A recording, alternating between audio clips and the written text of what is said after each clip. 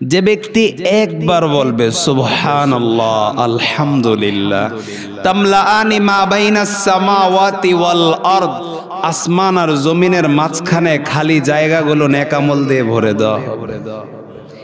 একবার সুবহানাল্লাহ আলহামদুলিল্লাহ বলার এত দাম। হাসরের ময়দানে নেকামলের অনেক দাম হবে, অনেক মূল্য হবে। কেমন দাম হবে জানেন? একটা বাবা সারা দিন কাজ করার পরে যদি 10 টাকা কামাই করে ফর এক্সাম্পল, তাহলে ওই বাবা সর্বপ্রথম চিন্তা করে আমার ছেলেটা আমার কাছে কি আবদার করেছিল, আমার মেয়েটা আমার কাছে কি চেয়েছিল। নিজের চাওয়া, নিজের ইচ্ছাকে বিসর্জন দিয়ে বাবা প্রথমে সন্তানের চিন্তা করে। যে বাবা সন্তানের চাওয়ার সামনে নিজের চাওয়াকে দাফন করে, সেই বাবা হাসরের ময়দানে একটা নেকামলের কারণে সন্তানকে অস্বীকার করবে, সন্তান বাপকে অস্বীকার করবে, মা সন্তানকে অস্বীকার করবে, স্বামী স্ত্রীকে অস্বীকার করবে, স্ত্রী স্বামীকে অস্বীকার করবে। একটা নেকামলের কত দাম হবে। তো দোস্ত, নেকামল বানানোর জায়গা হলো দুনিয়া। দুনিয়া থেকে চলে যাওয়ার পরে নেকামলের কোনো সুযোগ নেই।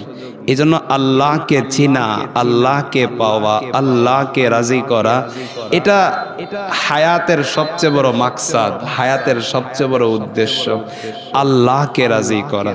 এ দুনিয়া ধোঁকা, এখানে পেরেশানি সবারই আছে। যে গাছতলায় থাকে তারও পেরেশানি আছে, যে সাততলায় থাকে তারও পেরেশানি আছে, যে ফকির তারও পেরেশানি আছে, যে ধনী তারও পেরেশানি আছে। আল্লাহ বলেন ওয়ালা নাবলুওয়ান্নাকুম, অবশ্যই অবশ্যই আমি তোমাদের সবাইকে পরীক্ষা নেব। তাহলে এই আয়াত থেকে বোঝা যায় পরীক্ষা থেকে কেউ রেহাই পাবে না, কেউ বাঁচতে পারবে না, সে যত গুছিয়ে নিক। আমি অনেক টাকার মালিক হলে জ্বর কি আসবে না? ঠান্ডা লাগবে না? ডায়াবেটিস হবে না? বাপ মরবে না? মা মরবে না? আমি মরবো না? যে বিষয়গুলো আমার সাথে ঘটার, এগুলোকে আমি টাকা দিয়ে আটকাতে পারবো? আটকাতে পারবো না। সুতরাং কিছু টাকা পয়সার মালিক হয়ে যাওয়া সামান্য সময়ের জন্য সফলতা, কিছু গরিবী অবস্থায় থাকা এটা সামান্য সময়ের ব্যর্থতা। এটা কামিয়াবি না কামিয়াবির কিছুই না। সবচেয়ে বড় কামিয়াবকে রব্বে জুল জালাল কালামে হাকিমের ভিতরে ইরশাদ করেন, আল্লাহ তাআলার নজরে কামিয়াবকে ফামান যুহজিহা আনিন নার ওয়া উদখিলাল জান্নাহ ফাকাদ ফাজ। বলে জাহান্নাম থেকে বেঁচে যে জান্নাতের মালিক হয়ে গেল সে সবচেয়ে বড় কামিয়াব, সে সবচেয়ে বড় সফল কাম ইনসান। আল্লাহ তাআলার নজরে সবচেয়ে বড় নাকাম ইনসানকে কুল ইন্নাল খাসিরিন আল্লাযীনা খাসিরু আনফুসাহুম ওয়া আহলিহিম ইয়াউমাল কিয়ামাহ। হায় হায় হায়। বলে যার ব্যাপারে হাসরের ময়দানে জাহান্নামের ফয়সালা হয়ে যাবে সে বড় নাকাম ইনসান, বড় ব্যর্থ ইনসান। দোস্ত, ये দুনিয়া है। এজন্য আল্লাহকে চিনা দরকার, আল্লাহকে জানা দরকার। তিনি কে? কে আমাকে দুনিয়াতে পাঠালেন? কে আমাকে হায়াতের মতো সম্পদ দিলেন? কে আমার রিজিকের ব্যবস্থা করেন? কে আমার আরামের ঘুমের ব্যবস্থা করেন? তার সাথে আমার কি সম্পর্ক? কে আবার দুনিয়া থেকে আমাকে নিয়ে যাবেন? আবার কবর থেকে কার সামনে দাঁড়াতে হবে? কে তিনি? এই প্রশ্ন নিজেকে করা দরকার, আল্লাহকে চিনা দরকার। সে আল্লাহ বলেন ইন্না রাব্বাকুমুল্লাহ আল্লাযী খালাকাস সামাওয়াতি ওয়াল আরদা ফি সিত্তাতি আইয়াম। বলে আল্লাহ হলেন তিনি যিনি দুনিয়াকে 6 দিনে বানিয়েছেন। ইউগশিল লাইলান নাহারা ইয়াতলুবুহু হাসীসা ওয়াশ শামসা ওয়াল কমার ওয়ান নুজুমা মুসাখখারাতিন বিআমরি। এ চাঁদ, সূর্য, সিতারা, সাইয়ারা, গ্রহ, নক্ষত্র, আসমান, জমিন, পাহাড়, পর্বত, নদী, নালা, বন, খাল, বিল, বলে যা কিছু দেখছো এগুলি আমি আল্লাহ 6 দিনে তৈরি করেছি। সামনে নিজের পরিচয় বলতেছেন আলা লাহুল খালকু ওয়াল আমর। খালেক ও আল্লাহ, মালিক ও আল্লাহ।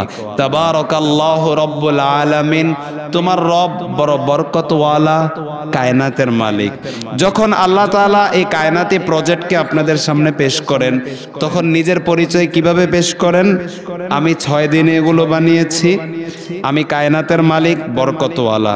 যখন ইনসানি প্রজেক্টকে আল্লাহ আপনাদের সামনে বয়ান করেন, একজন ইনসানকে আল্লাহ কিভাবে বানিয়েছেন, কিভাবে তৈরি করেছেন, তখন নিজের পরিচয় আল্লাহ আরেকভাবে পেশ করেন। ওয়ালাকাদ খলাকনাল ইনসানা মিন সুলালাতিম মিন তিন। আল্লাহ হচ্ছেন তিনি যিনি মানুষকে তৈরি করেছেন মাটি থেকে। সুম্মা জাআলনাহু নুতফাতান ফি কারারিম মাকিন সুম্মা খলাকনান নুতফাতা আলাকা ফাখলাকনাল আলাকাতা মুদগা ফাখলাকনাল মুদগাতা ইযামা ফাকাসাউনাল ইযামা লাহমা। অতঃপর মাটিকে মায়ের পেটে পানির রূপ দিয়েছেন, সেই পানিকে আল্লাহ জমাট রক্ত বানিয়েছেন, সেই রক্ত থেকে ছোট্ট একটা এরিয়া তৈরি করেছেন, তার উপর আল্লাহ হাড্ডি তৈরি করেছেন, তার উপর আল্লাহ মাংসপিণ্ডের আবরণ ঢেলে দিয়েছেন, গোশত তৈরি করেছেন। সুম্মা আনশানাহু খালকান আখার।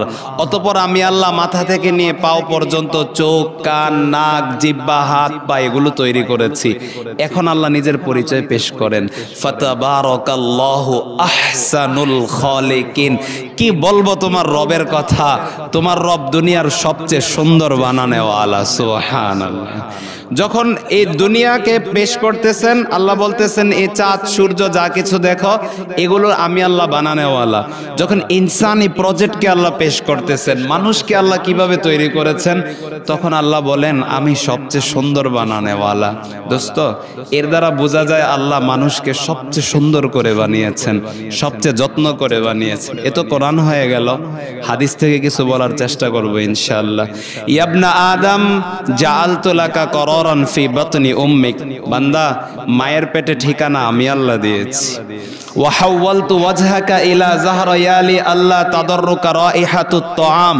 তোমার সিস্টেম আর তোমার মায়ের পেটের সিস্টেমকে আলাদা করে দিয়েছি, যেন তোমার মায়ের পেটে জমা ময়লা আবর্জনার দুর্গন্ধ তোমাকে ডিস্টার্ব করতে না পারে। ওয়া আল্লামতুকাল জুলুসা ফি বাতনি উম্মিক। তোমার মায়ের পেটে শোয়া, বসা, নড়াচড়া করা আমি আল্লাহ শিখিয়েছি। ফাহাল ইয়াকদিরু আলা যালিকা আহাদুন গায়রি।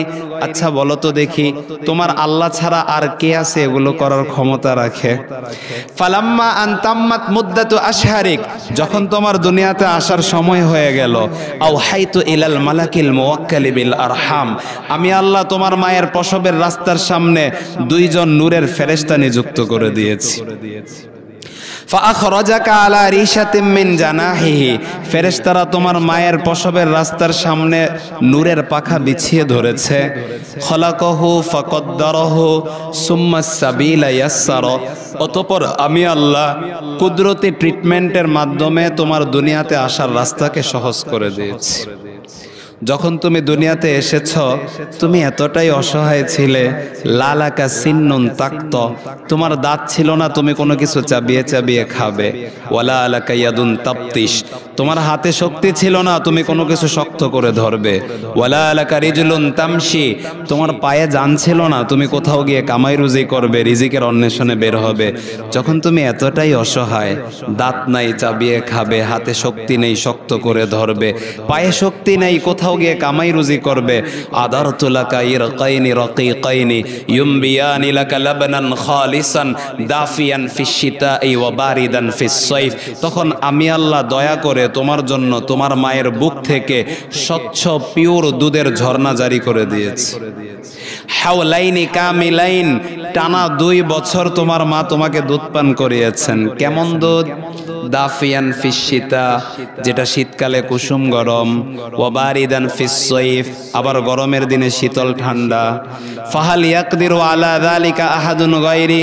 আচ্ছা বলো তো দেখি, তোমার আল্লাহ ছাড়া আর কে আছে যে এগুলো করার ক্ষমতা রাখে? মেরে মোহতারাম ভাই আর দোস্ত, কথা বুঝতেছেন প্রিয় বন্ধুরা? শুনতেছেন তো মনের কান দিয়ে? এখন বান্দার ব্যাপারে আল্লাহ একটু অভিযোগ করতেছে। ফালাম্মা তারারাতা, বান্দা যখন তুমি হেলে দুলে চলা শুরু করলা, ওয়াশতাদ্দা আদুদুক, তোমার বাজুটা বেশ শক্তিশালী হয়ে গেল, ওয়াশতাদ্দা আজরুক, তোমার সিনাটা বেশ চড়া মোটা হয়ে গেল,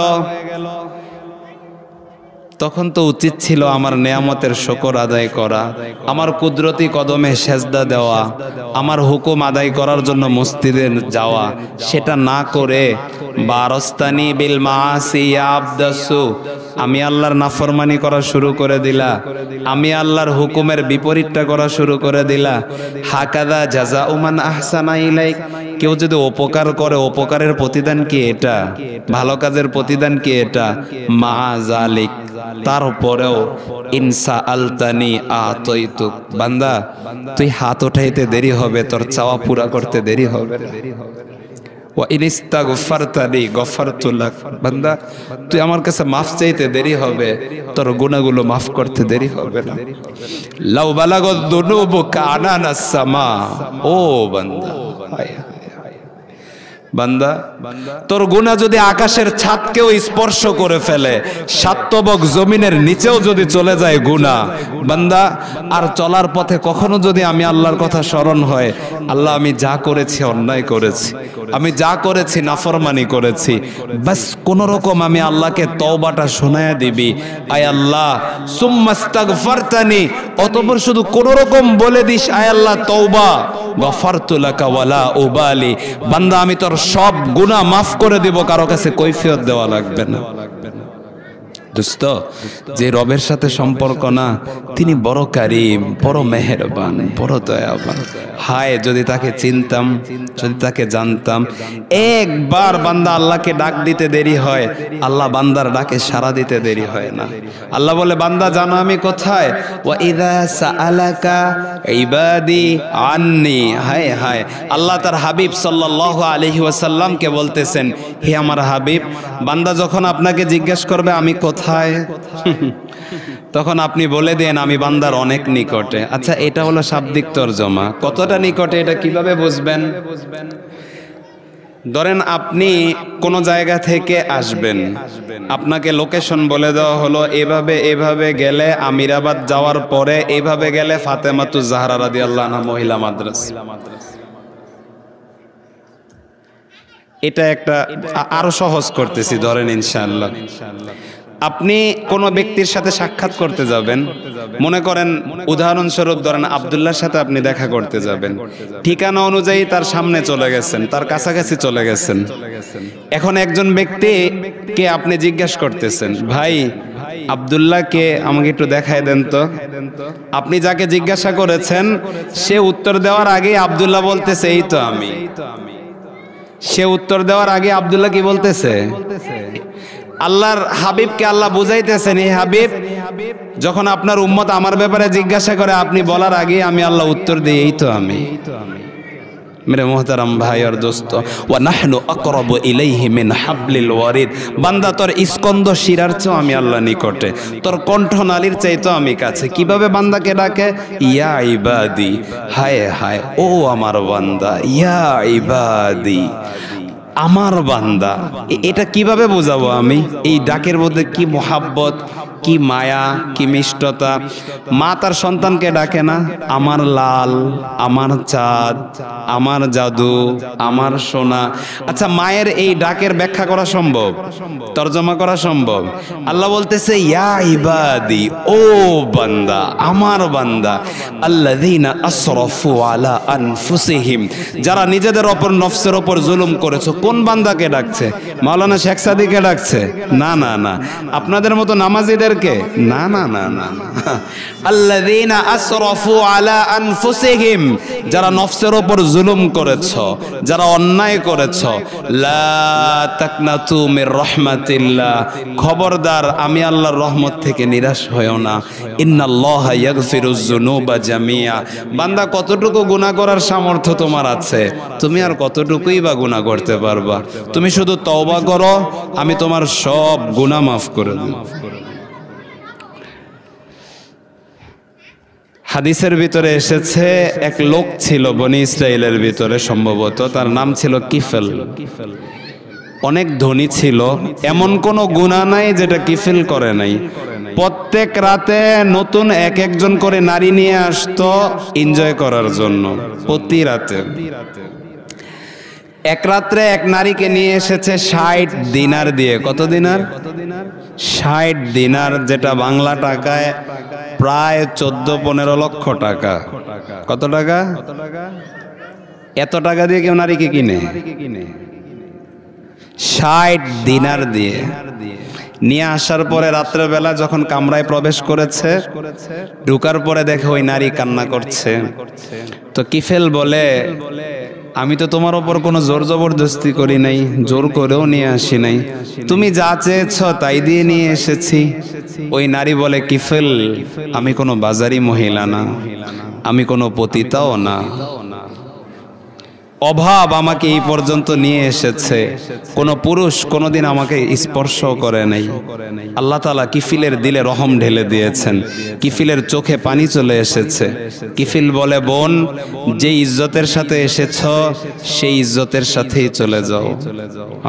কিফিল জানে না সামনে তার সাথে কি ঘটবে। রাতের বেলায় কিফিলের ইন্তেকাল হয়ে গেছে। ইন্তেকাল হওয়ার পরে এখন সকালবেলা মানুষ কেউ নাক ছিটকাচ্ছে, কেউ থুতো দিচ্ছে, কেউ বলছে লোকটা বড় খারাপ ছিল, ভালোই হয়েছে মারা গেছে।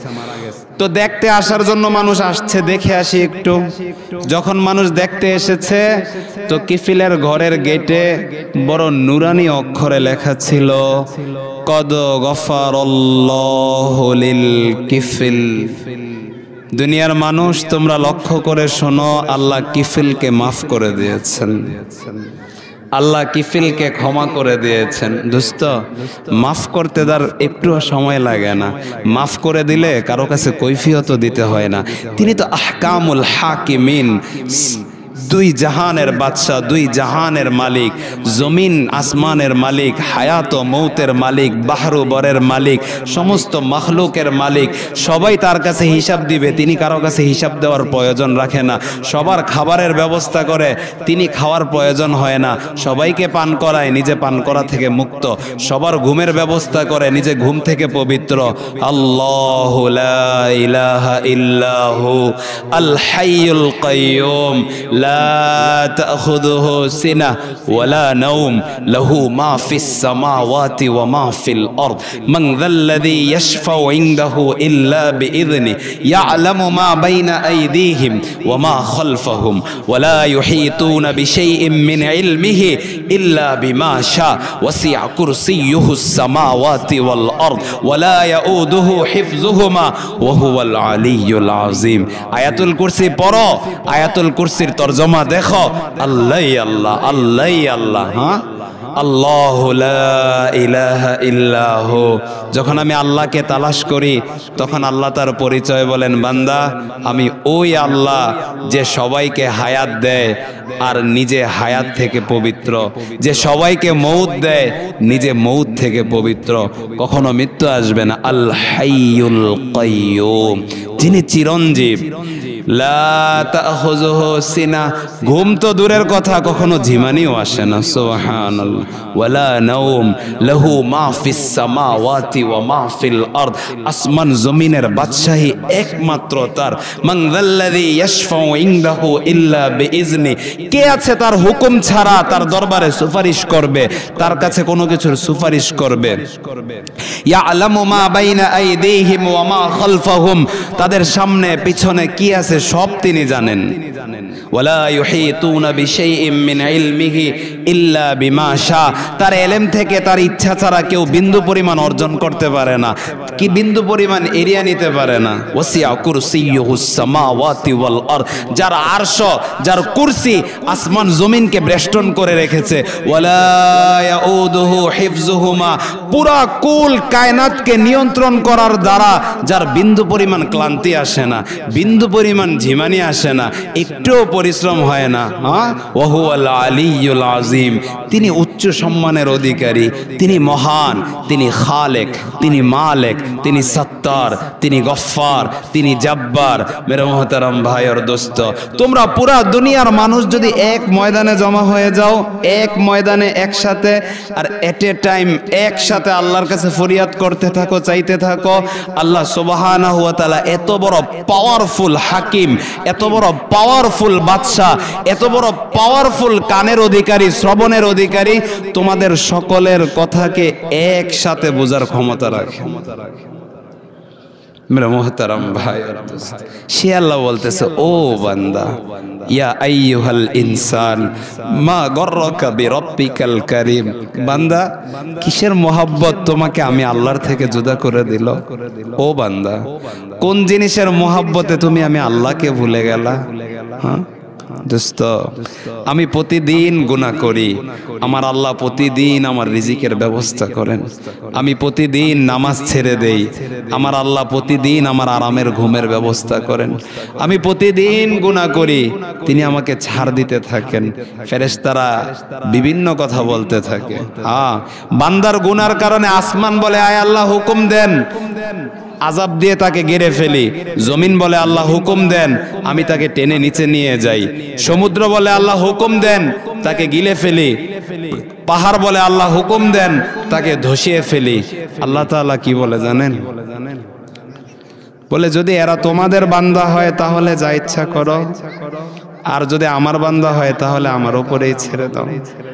मैं उनके सिवा किस पे फिदा हूँ ये बता दे, ला मुझको दिखा उनकी तरह कोई अगर है।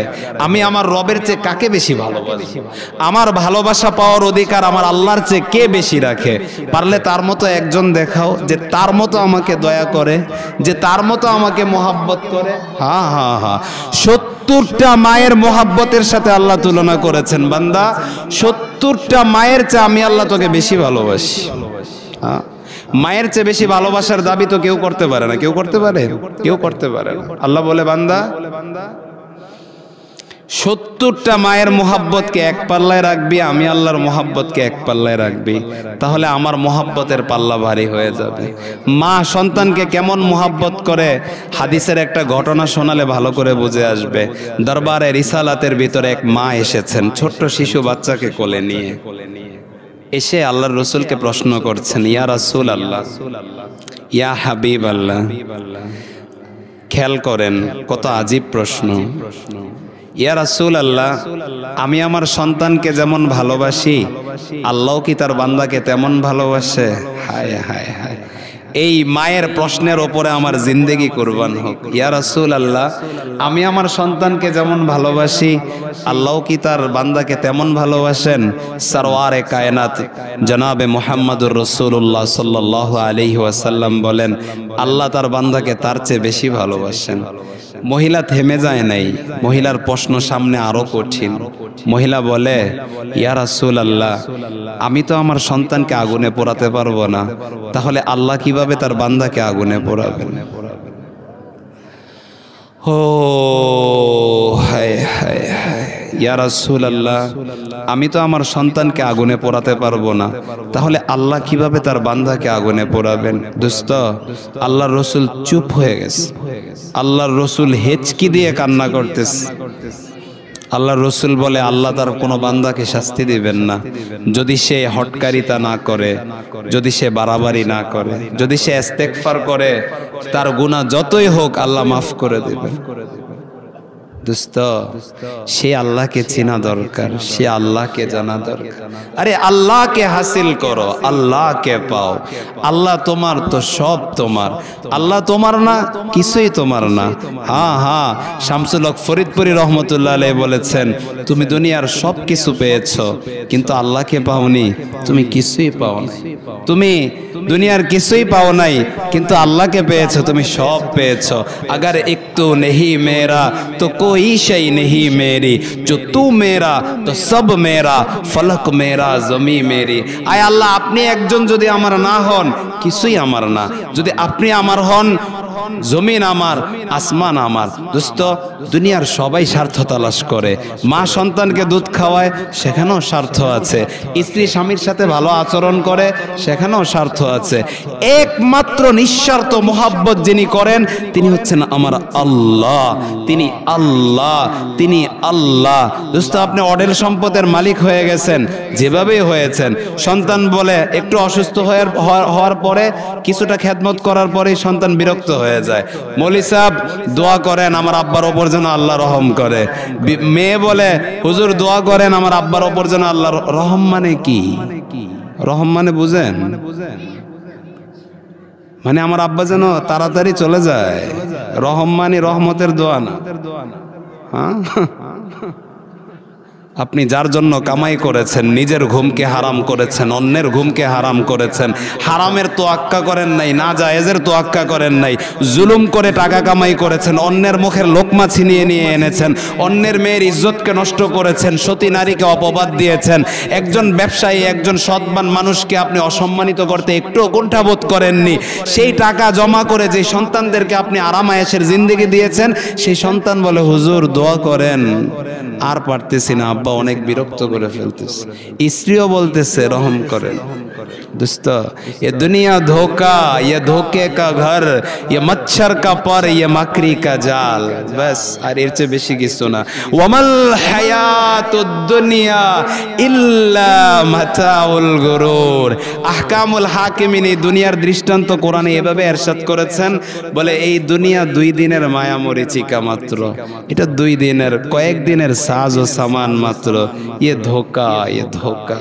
এই ধোঁকা আমার হাবিবের জিন্দেগিতেই তোমরা উভয় জাহানের সফলতা খুঁজে পাবে। মেরে মোহতারাম ভাই আর দোস্ত, যত গুছিয়ে নেক, যত আলিশান কামরা আর ফ্ল্যাটের ব্যবস্থা করা হোক, যত দামি গাড়ির ব্যবস্থা করা হোক, মুহাম্মদী সুন্নাহ যদি জীবনে না থাকে, শান্তি কখনোই আসবে না। শান্তি আসবে কোত্থেকে? শান্তির মালিক তো শান্তি দিতে হবে। পেরেশানি দূর হবে কিভাবে? পেরেশানি যিনি দূর করনেওয়ালা, তিনি তো পেরেশানি দূর করতে হবে। আল্লাহর ইজ্জতের কসম, কেউ গুনাহ করবে আর সে আরামদায়ক জিন্দেগি পাবে, অসম্ভব। কেউ জিনা করবে আর সে শান্তির জিন্দেগি পাবে, অসম্ভব। কেউ সুদ ঘুষের সাথে লিপ্ত থাকবে আর সে শান্তির জিন্দেগি পাবে, অসম্ভব। কেউ আল্লাহর নাফরমানি করবে আর সে আরামের জিন্দেগি পাবে, অসম্ভব। যদি এমনটা হয় তাহলে কোরআন মিথ্যা হয়ে যাবে, আর কোরআন কখনোই মিথ্যা হবে না। ইন্না মিনাল মুজরিমিনা মুনতাকিমুন, এই আয়াত যখন আমি পড়ি ভয়ে আমার কলিজা কেঁপে ওঠে।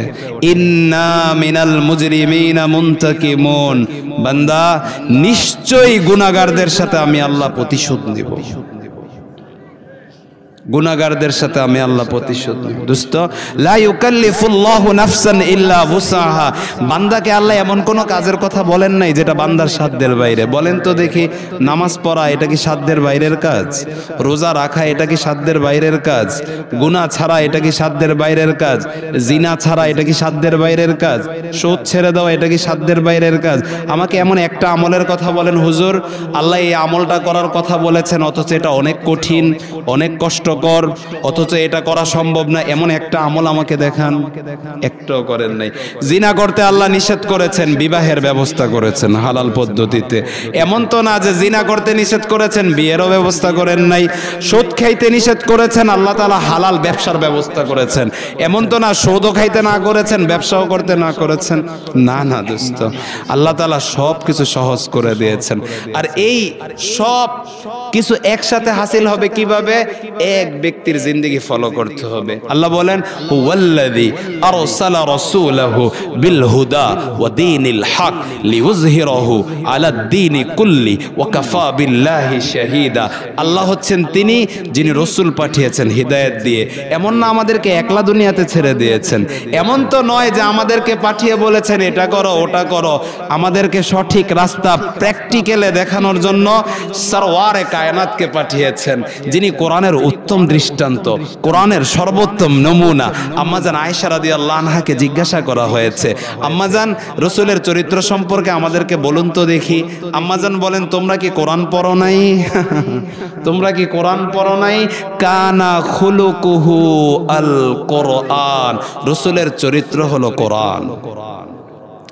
আরেকভাবে তরজমা করি, কানা খুলুকুহু আল কোরআন, রাসূল হলেন কোরআনের বাস্তব দৃষ্টান্ত। কোরআন যেমন রাসূল তেমন। এজন্য মেরে মুহতারাম ভাইও, নিজের তরিটাকে রাসূলুল্লাহর তরির সাথে লাগায়া দাও, চোখ বন্ধ করে চলো, তোমার তরি জান্নাতে পৌঁছে যাবে। এক ব্যক্তিকে ফলো করো, তিনি আল্লাহর রসুল। আল্লাহ বলেন আল্লাহ হচ্ছেন তিনি যিনি রাসূল পাঠিয়েছেন হেদায়েত দিয়ে, হুদা, সঠিক রাস্তা দিয়ে। সঠিক পথ কাকে বলে? একটা হচ্ছে রাস্তা আর একটা হচ্ছে সঠিক রাস্তা।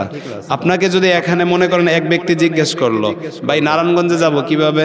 এক ব্যক্তি বলল আপনি এখান থেকে সাবদি যাবেন, সাবদি ঘাট পার হয়ে ওই পারে যাবেন, ওই পার থেকে ফতেপুর দিয়ে আপনি গজারিয়া যাবেন, গজারিয়া থেকে আপনি একেবারে মুন্সিগঞ্জ টার্মিনালে আসবেন, মুন্সিগঞ্জ টার্মিনাল থেকে আবার আপনি মুক্তারপুর পাম্পে যাবেন, মুক্তারপুর পাম্প থেকে আপনি একটা অটোতে বসবেন, 20 টাকা 25 টাকা যেটাই নেক, ওই অটো একবারে আপনাকে নারায়ণগঞ্জে নিয়ে আসবে। আচ্ছা, রাস্তা হয় নাই? ঠিকানা হয়েছে তো, নারায়ণগঞ্জে আসা যাবে না এভাবে? আরেকজন বলল আপনি এখান থেকে একটা রিক্সা নেবেন, না হয় অটো নেবেন, সোজা নবীগঞ্জ গুদারাঘাট, এরপরে গুদারাঘাট 2 টাকা দিয়ে পাড়ি দিবেন নারায়ণগঞ্জ। সঠিক রাস্তা কোনটা? পরেরটা। রসুল পাঠিয়েছেন হিদায়াত দিয়ে, মানে কি? সঠিক রাস্তা দিয়ে। কে তিনি? আল্লাহর রসুল সাল্লাল্লাহু আলাইহি ওয়াসাল্লাম। হায় হায় হায়, জিন্দেগিতে এমন কোনো কথা বলেন নাই যেই কথার দ্বারা কেউ কষ্ট পেয়েছেন, কারো সাথে অশোভন আচরণ করে নাই।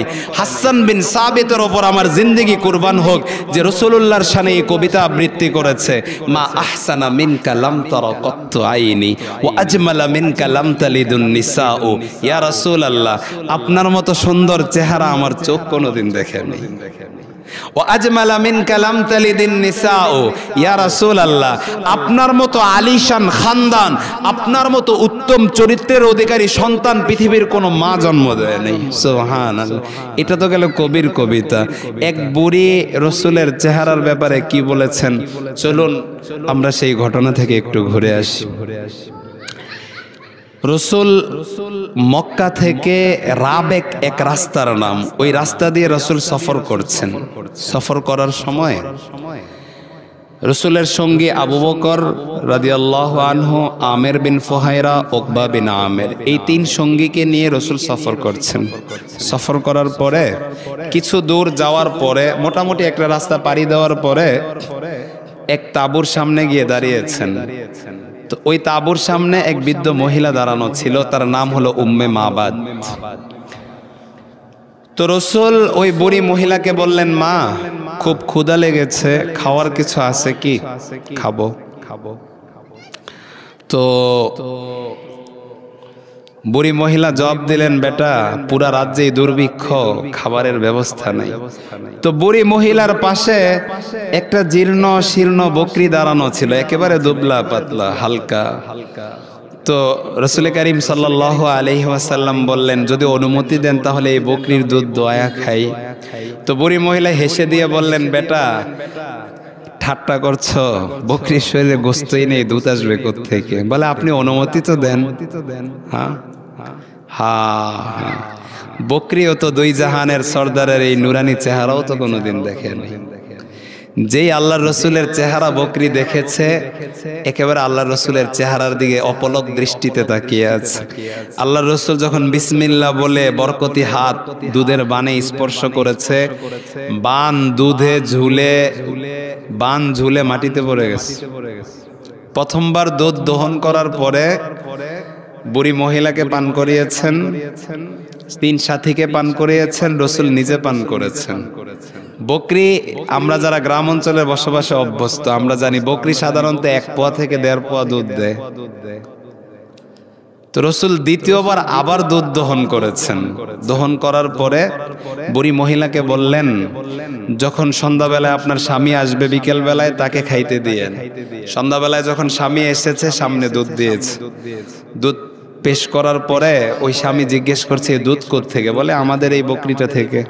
তো স্বামীও বলে, তুমিও কি আমার সাথে ঠাট্টা করছো? বকরির শরীরে দুধই নেই, গোশতই নেই, দুধ আসবে কোথা থেকে? তো মেরে মোহতারাম ভাই আর দোস্ত, এখন বুড়ি মহিলা বলে, এক নওজওয়ান এসেছিল যার হাতেই কেমন যেন জাদু ছিল, হাত দেওয়ার সাথে সাথে বান দুধে ভরে গেছে। এখন বুড়ি মহিলার স্বামী জিজ্ঞেস করে, আমাকে একটু বলবা ওই নওজওয়ান দেখতে কেমন ছিল? এখন বুড়ি মহিলা আল্লাহর রসুলের চেহারা বয়ান করতেছে।